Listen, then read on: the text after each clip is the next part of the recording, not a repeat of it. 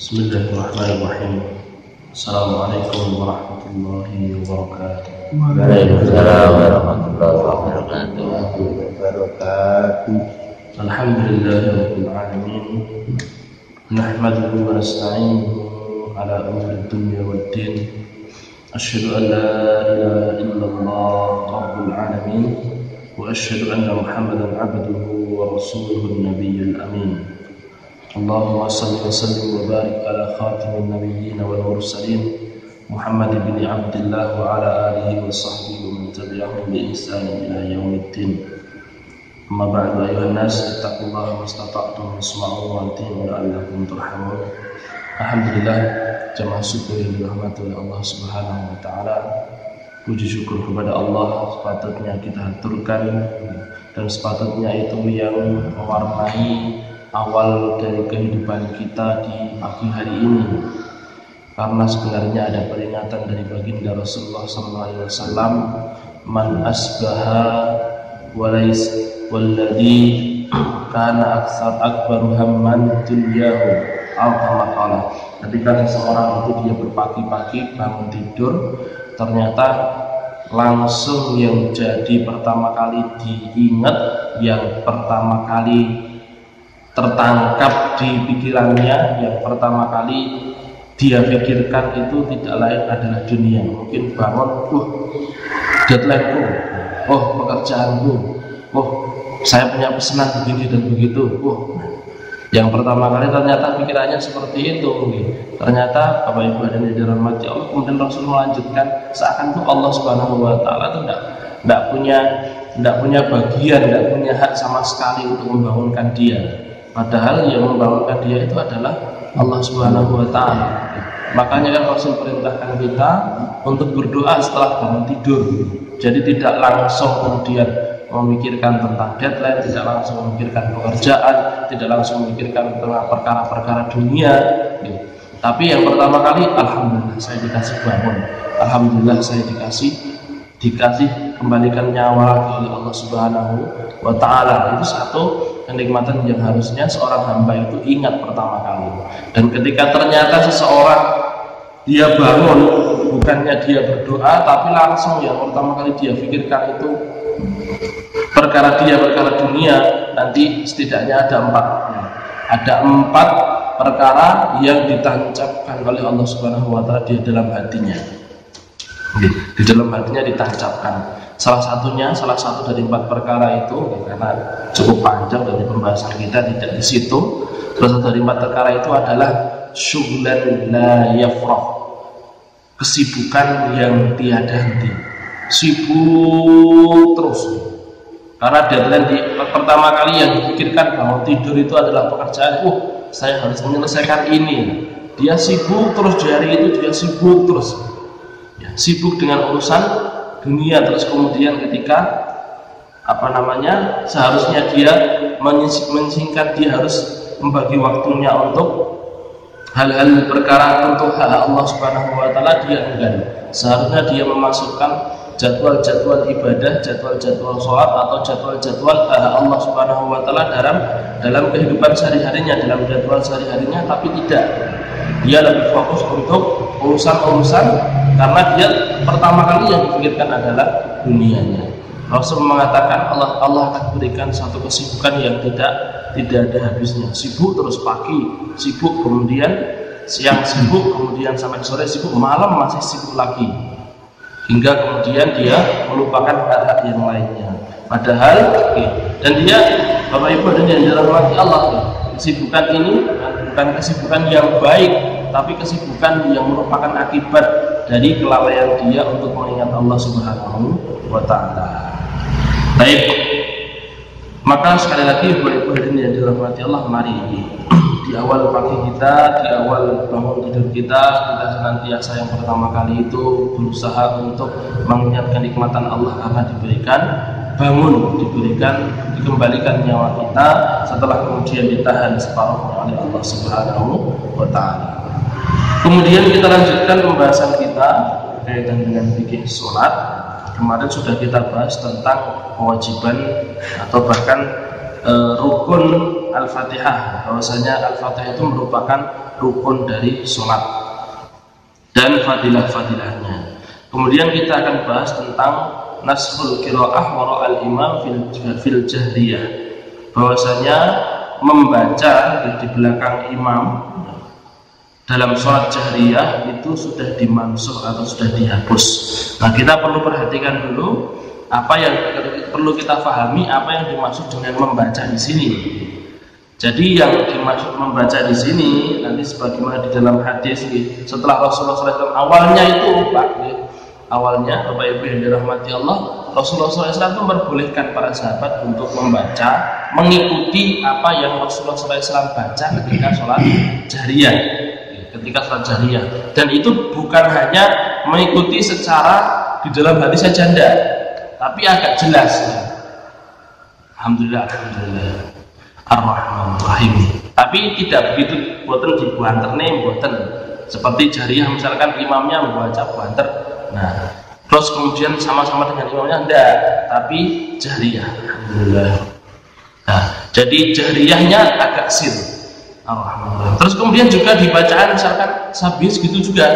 Rasulullah SAW baca sabis, para sahabat juga begitu. Nah, Rasul siji sahabat wakeh rindi-rindi, kita pada rindi, tapi agak menang suaranya sahabat. Makanya kemudian Rasulullah SAW mengatakan kepada para sahabat, ini diriwayatkan oleh Imam Bukhari dan juga Abu Dawud, ya, 2 kali nasakh kejadian nasakh atau penghapusan terhadap membaca di belakang imam. Jadi sekali lagi yang dimaksud membaca di sini adalah membaca secara agak jelas sedikit. Nah, itu kalau di sholat jahriyah sudah dinasakh. Awalnya boleh karena sahabat mereka tidak memang baru pertama kali masuk Islam, terus kemudian butuh pembelajaran, makanya Rasulullah SAW beliau membaca surat baru, sahabat melu-melu biar hafal. Rasulullah SAW baca begitu pula dengan yang belum hafal Al-Fatihah. Masuk seperti itu, iya, bahkan Abu Sufyan kan pernah gitu. Abu Sufyan beliau baru masuk Islam. Sufyan radhiyallahu ta'ala masuk Islam akhir-akhir ketika sebelum Fathu Mekah. Baru masuk Islam. Nah, ikut sholat bersama Rasulullah SAW di sholat jahriyah. Ternyata Abu Sufyan ini ternyata ada seorang sahabat yang wajing gitu. Terus kemudian dia ngomong alhamdulillah, Abu Sufyan ngomong yarhamukallah, karena baru dapat doanya tadi dari Rasulullah SAW sebelum sholat, beliau baru dapat doanya. Oh, kalau enak sing wahing, kita jawab dengan yarhamukallah. Pas sholat dijawab yarhamukallah, banter bisa. Sahabat yang sampingnya dilihatin. Nah, terus Abu Sufyan dilihatin kan itu lagi sholat dideloi sahabat kan raleh ngomong sing pengen sahabat itu ngilingke aku jangan jawab omongan gitu kan dia dalam batinnya. Tapi Abu Sufyan dilihatin beberapa orang di samping-sampingnya. Abu Sufyan malah ngomong sisa nyapa Pak udah dideloi barang malah tambah rame. Terus kemudian sahabat sampai menepuk-nepuk, jadi sahabat yang di sampingnya Abu Sufyan sampai nepuk-nepuk bahunya begini, karena kan tidak boleh ngomong. Terus pengen itu ngeling si Abu Sufyan, ya. Terus bingung ya. Itu menunjukkan bahwa ibu yang dirahmati Allah, perbuatan sahabat yang di samping-sampingnya Abu Sufyan, kemudian perbuatan Abu Sufyan radhiyallahu ta'ala anhu, itu menunjukkan bahwasanya mereka di awal Islam seperti itu, kekurangan di bidang ilmu, sampai kemudian ilmu itu sampai kepada kita wis matang. Maka Bapak Ibu yang dirahmati Allah Subhanahu wa taala, perbuatan para sahabat itu bukan menjadi satu celah buat mereka, dan justru menjadi satu udzur. Oh, ternyata kenapa kok para sahabat begini? Oh, ternyata begini, karena memang belum tahu, baru awal masuk Islam dan sebagainya. Nah, begitu pula dengan perkara membaca di belakang imam ini, para sahabat juga seperti itu, tidak hafal dan lain sebagainya, pengen moco gitu. Bahkan Rasulullah SAW beliau di awal-awal sholat, bahkan di awal-awal sholat beliau pun juga bacaan seluruh zikirnya pun juga dibanter nih sama Rasulullah SAW, biar sahabat yang di belakang tahu, oh yang dibaca itu ini, oh yang dibaca itu ini, sampai kemudian semakin lama semakin didirikan yang mendengar itu hanya orang-orang yang di belakangnya saja. Sing sholat di belakangnya Rasul tahu, oh Rasul baca ini, oh Rasul sekarang dulu kalau sujud itu bacanya subhana rabbiyal a'la wa bihamdihi, subhanakallahumma wa bihamdika allahumma ighfirli. Dulu bacanya itu, kalau sekarang sudah beda, ternyata subhana rabbiyal a'la wa bihamdi disampaikan kepada sahabat yang lain. Jadi yang mendengar hanya yang ada di belakangnya Rasulullah SAW. Atau kadang juga riwayat itu terdengarnya dari istri Rasulullah SAW ketika Rasul sedang sholat di rumah, kemudian beliau menampakkan kepada istri-istrinya. Jadi itu yang dimaksud dengan membaca di belakang imam, jadi membaca secara jelas. Jadi masih betul berwater, tapi ada kerungu-kerungu sedikit. Jadi kalau satu orang, banyak orang, ternyata terganggu Rasulullah SAW. Makanya dalam riwayat Imam Bukhari di sini disebutkan, wa kana qad ajazal mu'minin mu'tamin ayyaqau biha wara al-imam fi salatil jahriyah. Awalnya dibolehkan. Haitsu kana fi salatil fajri, kemudian ketika salat fajar, salat subuh, faqara'a fataqulat alaihi al-qira'ah. Beliau membaca, ternyata beliau merasa bacaan hafalan beliau ini kira ora marik. Falamma faragha, ketika Rasulullah SAW selesai, beliau mengatakan, la'allakum taqra'una khalfa imamakum. Kalian membaca di belakang imam toh. Kalian membaca di belakang imam toh. Na'am, budan ya Rasulullah. Ya, rada cepat ya Rasulullah. Kita membaca agak cepat, walaupun tidak kemudian di dalam hati, tapi dibaca sliwing ngoten. Sliwing, ada yang membaca dan banyak dari para sahabat yang membaca. Kemudian Rasul mengatakan, la taf'alu, jangan kalian kerjakan. Terus tidak usah gitu lagi, tidak usah membaca lagi dengan keras di belakang imam, illa ayyatukum bi fatihatil kitab, kecuali nanti kalau sedang membaca Al-Fatihah. Alhamdulillah. Ya, seperti itu. Fa innahu la sholata liman la yaqra lam yaqra biha. Karena sesungguhnya tidak ada salat bagi orang yang tidak membaca Al-Fatihah. Kemudian nahum adil qira'ah kulluha fil jahriyah wa dzalika hinama. Kemudian itu pertama, nasih yang pertama. Jadi yang pertama itu awal kali boleh. Kemudian setelah itu Rasulullah SAW merasa terganggu dengan hafalan beliau ketika membaca surat, maka kemudian beliau larang para sahabat untuk membaca di belakang imam itu khusus surat setelah Al-Fatihah. Kemudian ternyata nanti dalam suatu sholat, setelah itu Rasulullah SAW insarafa min salati jahrin fiha bil qira'ah wa fi riwayatin anha salatus subuh. Ini juga ada salat subuh juga. Rasulullah SAW nanti diriwayatkan oleh Imam Malik dan juga Imam Abu Dawud serta Imam Ahmad bin Hanbal. Ini kejadian yang berbeda, tapi sholatnya sama, sholat subuh. Setelah Rasulullah SAW selesai, maka Rasul mengatakan, hal qara'a ma'i minkum ahadun anifan. Tadi masih ada yang baca, masih ada seseorang yang baca enggak? Faqala rajulun, kemudian seorang mengatakan, na'am ana ya Rasulullah, ya Rasul, saya masih baca ya Rasul. Faqala, maka kemudian Rasulullah SAW bersabda, inni aqul, maka nih saya bilang kepada diri saya, mali unazid, kenapa bacaan saya kok hafalan saya kok rada amburadul, kenapa kok hafalan saya kok rada sing arep lali-lali gitu. Bapak Ibu yang dirahmati Allah, sekelas Rasulullah SAW yang bacaan, yang hafalannya itu langsung, beliau tidak napa niku mboten kesulitan sebagaimana kita hafalan. Beliau baca, beliau diturunkan wahyu kepada beliau, maka langsung ditancapkan hafalannya oleh Allah Subhanahu wa Ta'ala. Beliau tidak ditaklif atau tidak dibebani untuk menghafalkan, tapi langsung diberikan hafalan oleh Allah. Sekelas Rasulullah yang seperti itu ternyata masih terganggu dengan bacaan di belakang imam. Kalau Abu Hurairah, menariknya ini yang kemudian disampaikan oleh Abu Hurairah, si perawi hadis. Fantahan nas anil qiraah ma'a Rasulillah. Kemudian manusia semuanya berhenti membaca bareng sama Rasul. Fima jahara fihi Rasulullah sallallahu alaihi wasallam bil qiraah, pada perkara salat jahriyahnya. Hina sami'u dzalika, ketika mereka para sahabat mendengar Rasul ngomong seperti itu tadi. Ternyata Rasul terganggu dua kali. Yang pertama kan kita tetap diperbolehkan baca Al-Fatihah. Kemudian yang kedua, ternyata Rasul kok masih bilang seperti itu.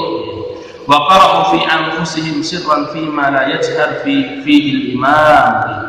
Maka kemudian para sahabat berhenti semuanya Al-Fatihah dan surat setelahnya, dan mereka membacanya secara sir di dalam hati. Secara sir di dalam hati. Fi ma la yajhar fihi al-imam, pada perkara-perkara sholat-sholat yang imam kemudian membacanya secara jahar. Jadi sekali lagi Bapak Ibu hadirin yang dirahmati Allah Subhanahu wa Ta'ala, dalam perkara membaca di belakang imam, ketika imam membaca jahar, alhamdulillah sampai, jadi hanya di dalam bab Al-Fatihah sampai kemudian surat setelahnya. Pada perkara itu nasah dari Rasulullah SAW 2 kali, dan yang terakhir kata Abu Hurairah radhiyallahu taala anhu, para sahabat berhenti sama sekali untuk tidak membaca di Al-Fatihah maupun tidak membaca secara jahar, di Al-Fatihah maupun di surat setelahnya ketika Rasulullah SAW membacanya secara jahar, tapi cuman dibaca di dalam hati. Itu khusus untuk bacaan imam ketika sholat jahriyah saja. Sholat jahriyah berarti semuanya atau apa sebagian, misalkan di sholat jahriyah kan ada maghrib ada isya. Maghrib yang 2 jahriyah, yang 1 tidak. Isya yang 2 jahriyah, yang 2 tidak. Maka yang 2 saja. Yang 3 itu tetap masuk sirriyah, Ketika imam kok sudah tidak membaca, rakaat 1, rakaat kedua baca imam, dijaharkan, maka yang makmum mendengarkan sambil kemudian mengikuti di dalam hati. Kemudian ketika 2 rakaat selanjutnya, maka yang makmum wajib membaca, entah itu alhamdulillah yang Fatihahnya, secara kemudian ada talafut di mulut, ada pelafalan di mulut. Walaupun entah itu dengan umi maupun sedikit bersuara sedikit tidak, sedikit suara sedikit tidak, dua-duanya diperbolehkan. Itu jemaah hadirin yang dirahmati Allah Subhanahu wa Ta'ala. Satu lagi hadis yang disampaikan oleh dalam riwayat Imam Ibnu Abi Syaibah dan Imam Muslim.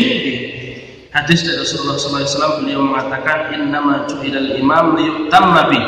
Sesungguhnya imam itu dijadikan sebagai imam supaya diikuti. Fa'idha kabbara fakabbiru. Kalau kemudian imam membaca takbir, maka kalian bertakbirlah. Jadi kalau Allahu Akbar, maka bukan kita yang di belakang imam cuma mengangkat tangan saja, tapi juga takbir. Jadi juga takbir. Entah itu kemudian dilafalkan sedikit atau tidak, tetap takbir. Ada takbir di sana. Ya. Wa idza qara'a fansitu. Tapi kalau kemudian imam baca, maksudnya jahar, maka kalian diamlah. Ansitu itu diamlah. Diam, kemudian mendengarkan, kemudian diikutinya itu dalam hati, menang. Kenapa? Sebagaimana di kejadian-kejadian sebelumnya, ternyata Rasulullah SAW beliau merasa terganggu ketika kemudian ada dari para sahabat yang membaca di belakang beliau mendengar yang ada di belakang, maka beliau merasa terganggu dengan hafalan beliau. Itu mungkin dari yang dirahmati Allah yang bisa saya sampaikan pada pertemuan kali ini. Wallahu a'lam bishawab. Aku qouli hadza astaghfirullah li wa lakum walhamdulillahi rabbil alamin.